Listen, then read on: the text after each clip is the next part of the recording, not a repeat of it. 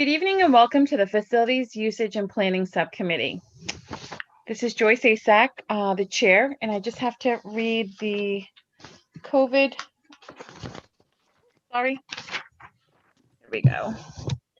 Due to the ongoing COVID-19 pandemic and state of emergency, on March 12, 2020, Governor Baker issued an executive order temporarily suspending certain provisions of the open meeting law, General Law, Chapter 30A, Section 20, pursuant to the order. Public bodies are temporarily relieved from the open meeting law's requirement that meetings be held in public places, open and physically accessible to the public, so long as measures are taken to ensure a public access to the body's deliberations through adequate alternative means. This meeting will be held and will be accessible to the public via Brockton Community Access, Brockton Public Schools website, www.bpsma.org, community, YouTube and Comcast Channel 9. The public can access this meeting via this link, www.youtube.com/TheBrocktonChannels. So let's see what we have here on the agenda this evening. On the agenda, we have a few items. Number one would be the Keith Center and the new public safety building. Item number two would be the playing fields adjacent to middle schools. And item three would be Brockton High School statement of interest. And item four, other business. Let me take a roll call to establish a quorum. Joyce Asak, chair, here. Mr. Sullivan? Here.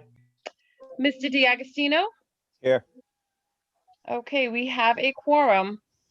Let's see what we have here. Item number one, the Keith Center and new public safety building. Mayor Sullivan? Madam Chairwoman, thank you very much. I also want to recognize Attorney Peter Mello for the school side, and City Solicitor Attorney Megan Bridges joined us as well. The matter before us tonight is in my respective opinion, for discussion only at this time. I am not seeking any type of vote or favorable recommendation or unfavorable. It's for discussion purposes. And just to let a couple people that are watching know that this location, again, the $98 million bond authorization recently by the City Council was not land specific, location specific. And also, I just want to make sure people understand that that $98 million bond authorization does not impact our plans to renovate Brockton High in any manner whatsoever. I think there was some confusion on that. But we also will be conducting input from the public, comment from the public as we progress. But I just wanted to give some back information on this because as a city council 14 years, this matter had come before us many times. And as mayor, I just want to make sure that the record reflects, again, this location that we're talking about tonight, the Keith Center on Warren Ave and West Elm Street, the former Old Brockton High School, is considered as a potential location for the new public safety building. What the public safety building will do is it will combine 4 departments into one building on a campus.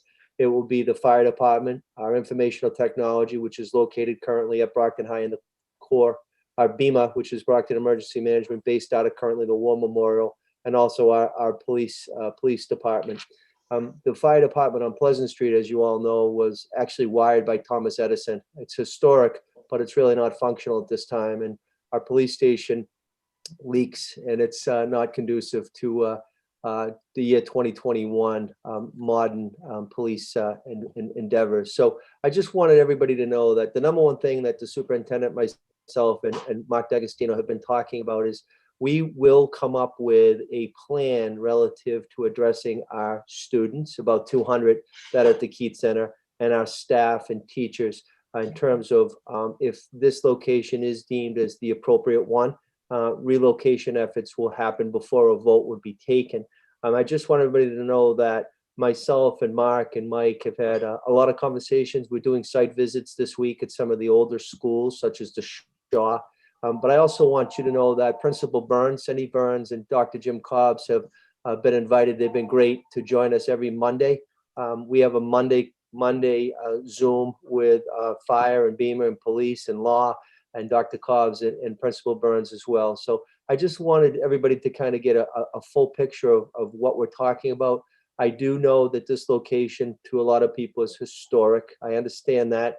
My own grandparents went there, but I also know that if we do all agree that this is the right location, and in my humble opinion, it is after talking to all the professionals, the architects, police chief and fire chief.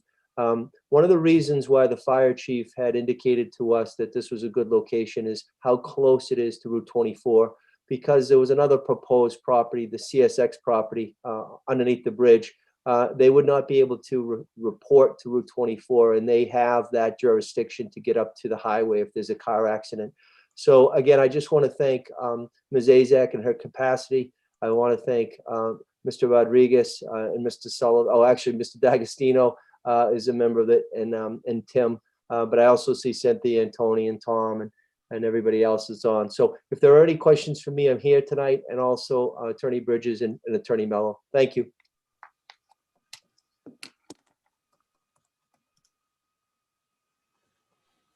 Thank you. Does anyone have any questions?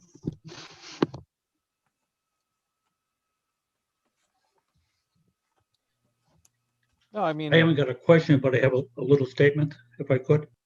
Sure, Mr. Sullivan. Go ahead.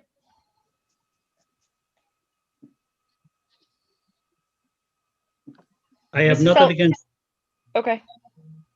I have nothing against the Brockton Police or the Brockton Fire Department.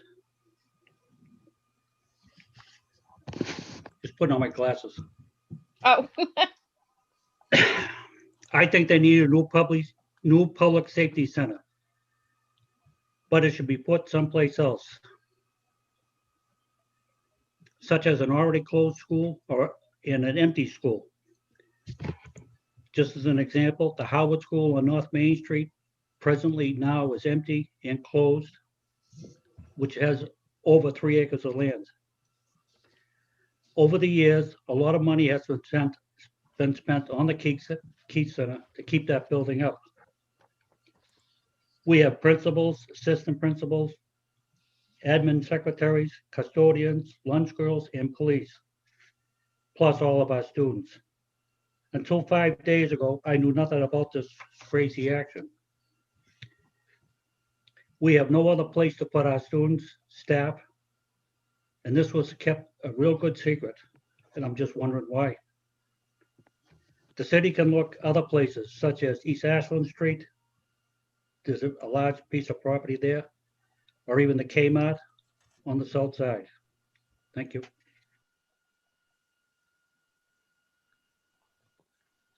Madam Chairman, just for the matter of the record, I did generate a letter on January 4th. Mr. D'Agostino?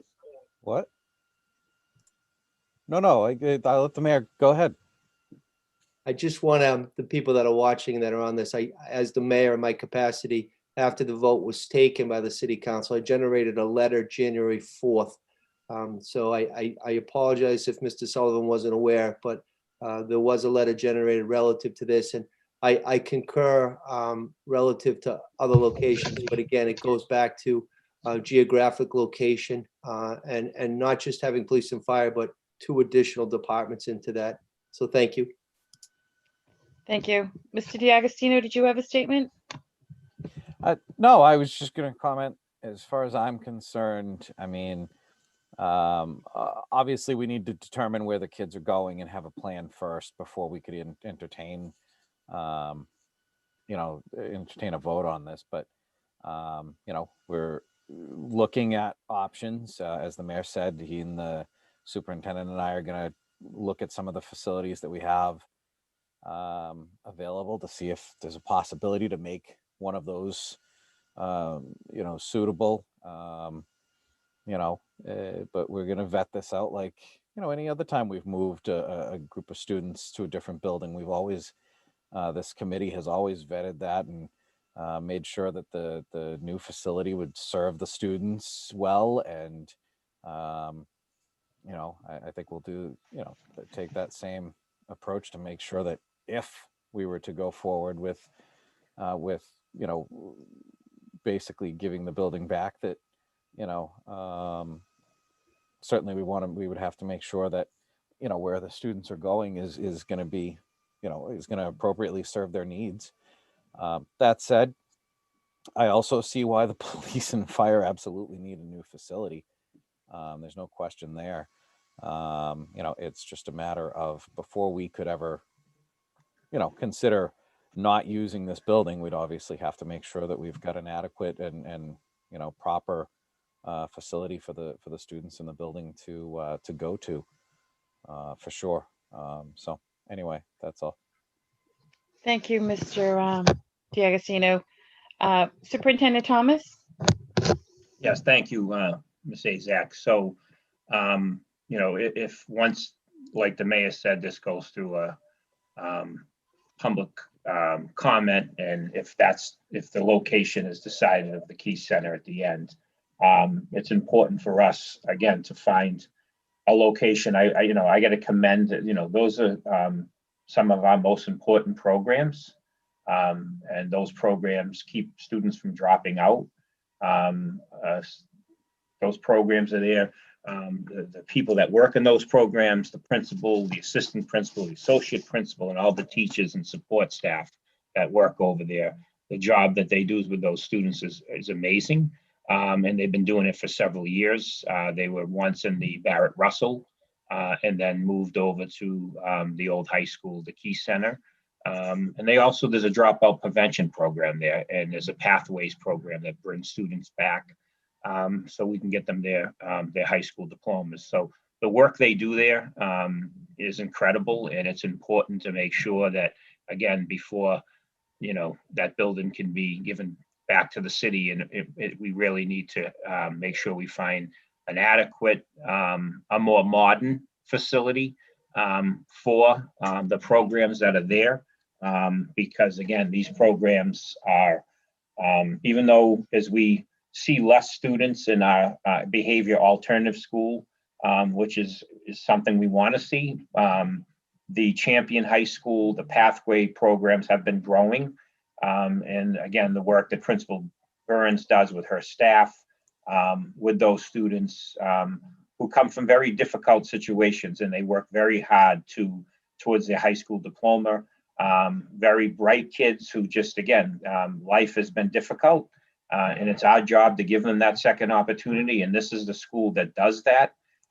So it's important that they, if we have to move out of the Keith, that they have a modern facility that obviously allows them more options for technology, a STEM labs, just more things for them to have to make them successful in life. So again, we all support. I've been in the police station several times as a visitor, not as a, What's the superintendent doing on weekends? I'm wondering. I've been there as a visitor, and then I've been in several of the firehouses, and obviously there's no question the need for, the need for a new facility for all of them. But I just want to commend the work that the staff at the Key Center has done over so many years, and how important those programs are to the Brockton Public Schools.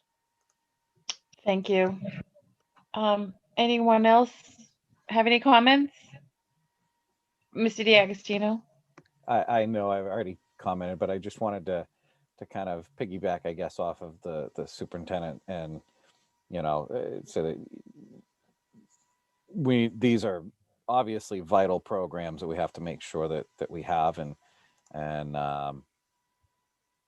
so and to the superintendent's point, I think since we've moved them, this would be the third time. I think I'd like to hopefully approach this in a way where we can, if that's what the committee does, if we decide we're going to give the building back to the city, that wherever it is that they're going, I think we need to try to make it a permanent location for these programs. So I don't know, there's something about continually moving the same program around, the same school around, that kind of bothers me.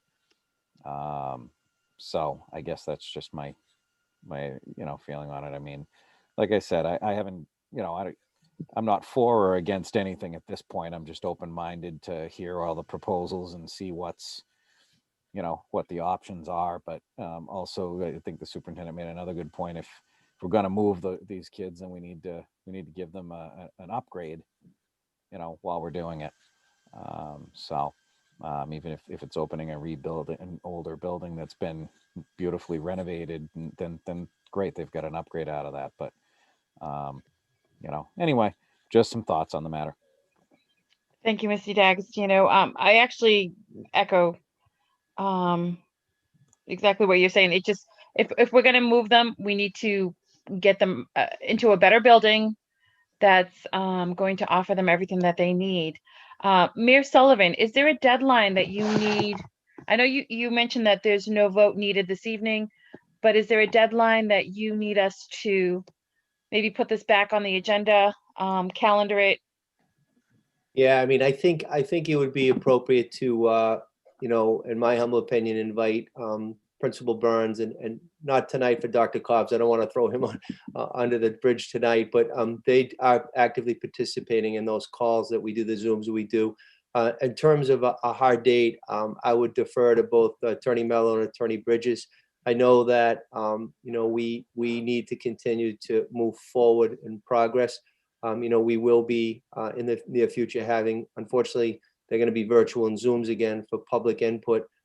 So I don't know if Attorney Mello or if Attorney Bridges had any thoughts on timing, but you know, I do think in some aspects time is of the essence because of the bonding rates right now. The interest rates are at an all-time low, and so if we're going to be borrowing a substantial amount of money, and Aldo can probably opine on this, now is the time to borrow because it's probably generational in terms of the value. It's some municipalities are getting interest rates in the ones right now. Attorney Mello, Attorney Bridges.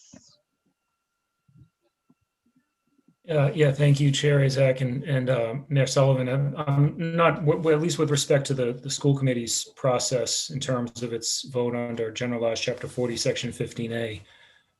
There's no, you know, applicable deadline that I think we need to be mindful of at the moment. I mean, in terms of the project itself and whether there's any deadlines or timeframes within which, you know, any action is required.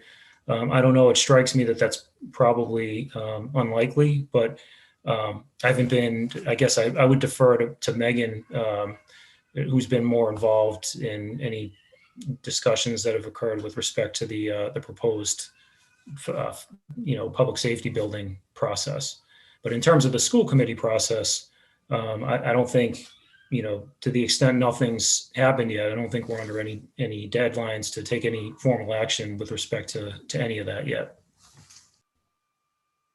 Thank you, because I do know it will take some time to find another building if we decide to, you know, relocate. So it is going to be time consuming because buildings like that don't come about that often. So Attorney Bridges, any comments?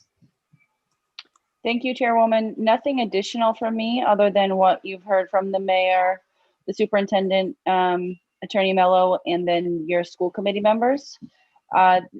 The mayor, I think, made it clear that this matter is coming up for discussion. But in terms of a timeline, there's nothing set in stone, certainly, but it's something that is relevant. And especially as everyone is thinking about the fall already in preparation for the fall, there's no legal restrictions on the timeline though, and no legal impediments to the process as far as I can tell at this juncture. Great, thank you so much. Anyone else have any comments? Okay, so we do not need a vote this evening. So are we good to move on to our second item on the agenda? Good. Okay, thank you, Mayor. Our second item is the playing fields adjacent to middle schools. So this, I had this on the agenda, so the school committee has expressed interest in having the school department control the fields that are adjacent to the middle schools. I wanted to bring that to the mayor's attention. The Parks Department does permit those fields. We do take care of them in the fall and the spring, when our soccer teams, middle school soccer teams are playing. And then when in the spring when softball and baseball play as well. So again, the city permits them, and then I would just respectfully ask the mayor to loop the park commissioner in, Tim Carpenter, and also, as you know, the parks, they have a parks commission that would also need to be part of this conversation as well. Thank you, Thank you. Madam Chairman, and thank you, Mr. Superintendent. And I will be speaking to Tim Carpenter. I do want to just take a moment as a baseball coach, and typically at the fields at West Middle School with my boys. I can't say anything but how wonderful on the school side Jamie Domestico and the crew gets the fields for the boys and girl players. And also, you know, Tim Carpenter and his crew, when there was poison ivy there, I called and he had it done. So I want to thank, I think, school committee member Rodriguez, Tony, who brought this forward. I will speak to Tim Carpenter tomorrow. And as the superintendent said, there are members of a Parks Commission appointed by the mayor. The current members of the commission were appointed by the late mayor, Bill Carpenter. So I will speak to Mr. Carpenter, Tim Carpenter, and then we will speak to the Parks Commissioners relative to this request. If you could give me maybe diary this until your next regular scheduled called subcommittee meeting, and I'll have an update at that time, and I'll inform both the vice chairman and the chair of this committee and Mike as soon as I have an update from the commission. Thank you. All right, are we all set with that? Any questions or? Doesn't look like it. Are we all set to go on to item number 3, Brockton High School's statement of interest? Thank you, Ms. Azak. So I'll turn this over quickly to Dr. Cobbs, but as you know, we put in a statement of interest last year for Brockton High School. It's called the MSBA, their core program, which is either a major renovation or / new building.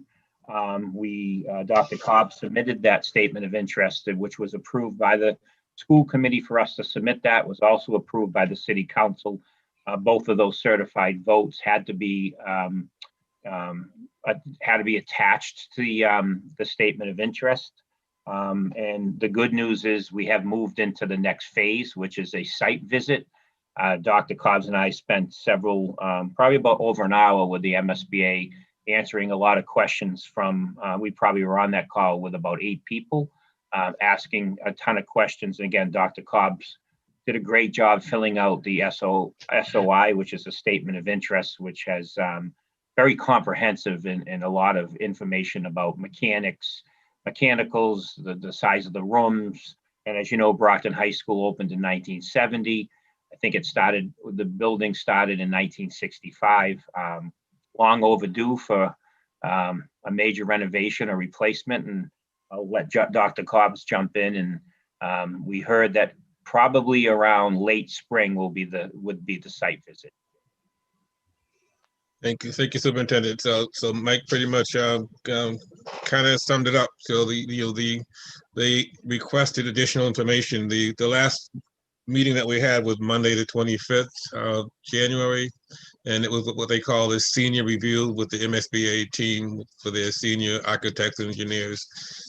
Prior to that meeting, they requested from me a lot of additional information regarding and pictures regarding the science laboratories, the media centers, and the cafeterias. So they were really keen on those items and asked a lot of questions during the interview about those particular things. So, as Mike said, getting to this next step here is a huge, hurdle to get over.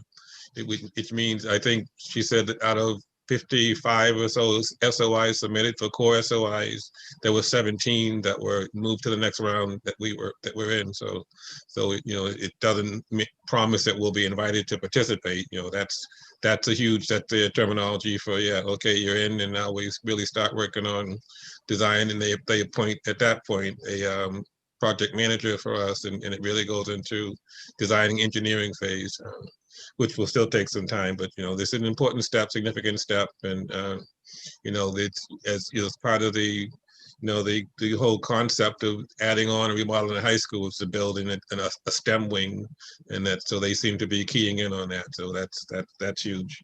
As Mike mentioned, the next step is they'll do a site visit. They anticipate probably in March. Again, COVID depending, and hopefully vaccinations are more widely available. So that'll happen in March. And we expect at some point to probably in May or June, they said that we'll get a decision that when the board meets on their core applications. So that's kind of in a nutshell. And also, so what happens now, they do a site visit, and then their board of directors meets in probably it will be the late summer. And then they'll go over, and then that's when they take the vote to officially invite you into the core program. And at that point, we have to go back to you, the city council, the school committee, for another vote to approve us to be, to move into accept the core program. That has to be voted on again by the school committee and city council. And then what they do is they work with us, which called the feasibility study. And then the city would have to, they'd put a price tag on what that feasibility study could cost, where for high school, it could be close to $750,000 to $1 million. And they come in, we get 80% reimbursement on that. So they would bring architects in, and then they would evaluate Brockton High School, and then they would come back to us, and they'd say this is their recommendation, either a phased renovation with an addition of a STEM wing, or they could say, it might be more cost effective to build a new Brockton High School. So those are the different options that the feasibility study will come back to both the school committee and the city council with. And again, this could be anywhere from a, $250 million project to a $400 million project, based on what the recommendations are from the MSBA. And then obviously it would mean approval from the school committee, the city council, and then obviously bonding. And but we do get 80% reimbursement. I think it's 78.9 now, Aldo, 79.2 or something. 79.21. Yeah, 79.21. So that's where we are with Brockton High School, which is actually all good news. And I just think that, I don't want to speak prematurely, but I think we have a good shot at this. As we've seen, all of our adjacent towns have all new high schools built over the last 10 years. West Bridgewater, East Bridgewater, Holbrook is just opened a new school. Stoughton has just opened a new school. Sharon, Whitman-Hanson was a little bit further ago, but as you know, there's been several brand new high schools. Middleborough, Plymouth. I think Easton, I'm not sure if Olive Rames is a new one or not. And Silver Lake Regional as well. Yeah, that's about 20 years old. So again, there's pretty much every town that touches the city of Brockton. Abington has pretty much built new high schools. They don't get near the reimbursement of 80%. They're usually around 40 or 50%. But again, I have high hopes for our application with the MSBA. Thank you. How far in advance do they notify you as far as the date they're coming out to do the site visit? Probably a month, probably 2 weeks to a month. Okay. Is it something that if any of the facilities school committee members wanted to attend, or anyone wanted to attend, is it something that they could sit in on? Or I'd have to ask them, and I'd have to ask our attorney, if depending on how many school committee members decide to come. I don't know if that'd be considered a forum and an open meeting, but we'd definitely run that by, Peter, I don't know, you're with us. I don't know if that's something, if they're doing a walkthrough of the MSBA, would that limit how many school committee members could participate in that? It all hinges on, deliberation questions and the like. There are exceptions in the open meeting law for certain types of, site visits and the like. So, it sort of depends on the group, how many people attend, and the context and those types of issues. But we can as the time draws near, we can look into that question more specifically and drill down into the particulars of it and advise accordingly. And I think you're correct, Mike, to point out that it's probably something that you should run by the MSBA as well. So. I just was wondering, just in case any of the members were interested in being there for the site visit, as this is going to be a little bit of a process. So, and they did tell us that this is anywhere between a 5 and 7 year timeline. That the earliest you'd be seeing a renovated or new Brockton High School would be 5 years, and expected to take closer to 6 or 7 years. thank you. It's a long haul, and the MSBA also requires you to do public hearings, several of them. So the community, the families, the stakeholders in the community obviously get a say about the design, about the process of a new renovated Brockton High School. You actually have to have minutes of those public hearings, and that they have to be submitted to the MSBA. So they do require you to have those before any final design is picked. And that also includes the work that's done not only to the building. There's a lot of work that goes into the fields, obviously, that surround Brockton High School. And the only thing to note is if we wanted to renovate the swimming pool, the city we would be on the full hook for that cost. They do not reimburse for swimming pools anymore. But obviously it's an important part of Brockton High School, and would have to talk about, but obviously that would have to be, there'd have to be a new pool too, because that is pretty much something that needs to be upgraded as well. But the MSBA does not reimburse for swimming pools. Thank you. Unless it's Any- maybe.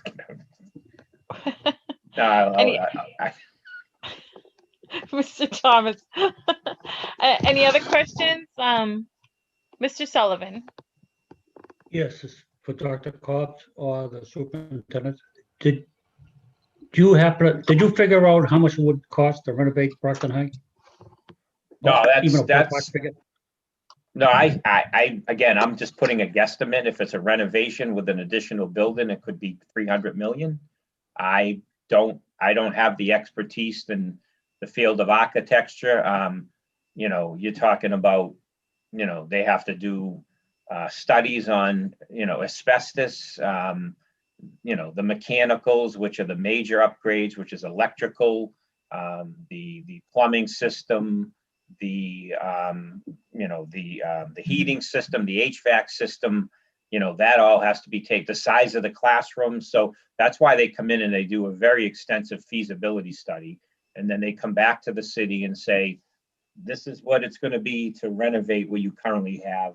And this is what it's going to be to build a new one. And now, city, you have to decide what's more cost effective. Okay, thank you. Cindy Agostino. Yeah, I just wanted to address, there was a comment, I'd seen out in the public on social media that and I'll get to this in a second, that I think I can say this on TV. We were planning a half-assed renovation of the high school.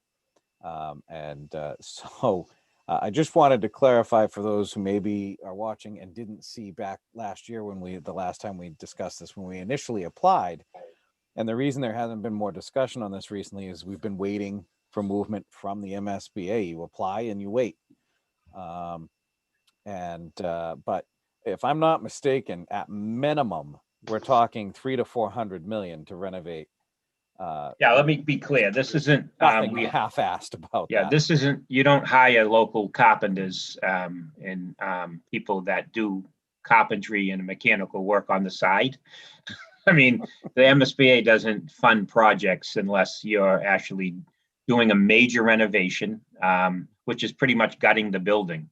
And the only reason why, again, they would do that is because they feel the structure is in good shape and it's cost effective for the taxpayers of the city. And the 20% of the taxpayers share is either going to say, here's what a renovation is going to be. And the stakeholders in the city, the taxpayers, will see what that design looks like, or they'll also see a design of a new Brockton High School. And then we have public meetings, and, then, city decides which design to go with. And, it's far from half-assed, excuse my language, very far from that. I mean, you see what they done with, the Baker School, you see the George School, which are two most recent. They're 10 years old, beautiful buildings. The MSBA doesn't. If you take a ride and see East Bridgewater, the new Holbrook High School, West Bridgewater, I mean, obviously much bigger scale. Brockton High School, the largest school, high school in the East Coast still. And, you're talking, like you said, Mr. DiAugustino, a renovation at the low end is $300 million. And so there's nothing the MSBA would allow you to do for, a rinky-dink, half-assed renovation of Brockton High. That's absolutely would. And we would never approve it anyway. Anyone bidding a project has to be DCAM or state certified, which means they've completed other state projects and they've completed them successfully. They're evaluated after every project. No one can bid if they're not already cleared by the state and have done similar projects. So no one will be bidding if it's their first time doing anything like this. You have to build up from a $500,000 project to $1 million, to a 5, to a 10, to 100. Very, very few people can bid on those larger projects. Yeah. So Aldo, these people that bid on it, they have to have, they have to carry a bond, right? Yes. And usually that's in excess of what, 20 million? The bond is usually half the price of the project. Yeah. Oh, these aren't mom and pop operations. These are big operations. They've done major projects. Right. Substantial. I've been around for every school we've built, and always top notch managers and project managers. And as I'm in a meeting. Right. These are substantial construction companies and contractors that do this level of work and are well qualified. And I can tell you, being in the insurance industry, getting that size bond, they're not giving that out to just anybody. That's a substantial vetting process to get that level of bonding. So anyway, you're talking about companies that build hospitals, right? Large. I just wanted to address it because there was some comments out there about that, and that's obviously not accurate. We're planning a full comprehensive renovation, or at least and let's be clear. I mean, this is for our students of Brockton. We're not going to let anything come in and do a half-assed job. I mean, exactly. Our kids deserve a top-notch building. State of the art with the technology it needs, the STEM wing it needs, the science lab it needs, the vocational programs need to be bigger. We're not going to stand for, anything less for our kids. Absolutely not. Right. And our teachers to teach in a modern building. That's, it's one of kind of on the earlier topic. It's one of many facilities in the city that's long overdue for a modernization. And then and some people call it the flagship of the city. Right. Brockton High School is where not only it's used during the day, that place is when normal times it's 24/7. The community school activities, the community activities that use it, it's used by several different outside organizations, and it's actually the flagship of the city of Brockton. And there's going to be nothing like a new Brockton High School or vastly renovated Brockton High School that's going to fit the needs of a modern day education. Thank you. Thank you. As Superintendent Thomas mentioned, it's time. All our surrounding cities and towns have brand new high schools, and it's time that Brockton has theirs. And I had a chance to visit a few of them, and you feel like you're walking into a university. They're just amazing. That these are high schools, and they're energy efficient. They're updated with everything. So this is definitely exciting for us in Brockton, and hopefully we can keep moving forward, and hopefully we get this approved and we can start the process. So it is Brockton's time for a new high school. Any other questions or comments? We're good. So if I do not have anything else, do we have any other business? No other business? Okay. Motion to Um, adjourn. Can I get a motion to adjourn? Mr. DiAgostino, can I get a second? Second, Mrs. Sullivan. Okay, let me just do a roll call. Joyce Asak, Chair, yes. Mr. DiAgostino, Yes. Mrs. Sullivan. yes. Okay, meeting adjourned. Thank you, everybody. Good night, everybody. Thank Have you. a good night.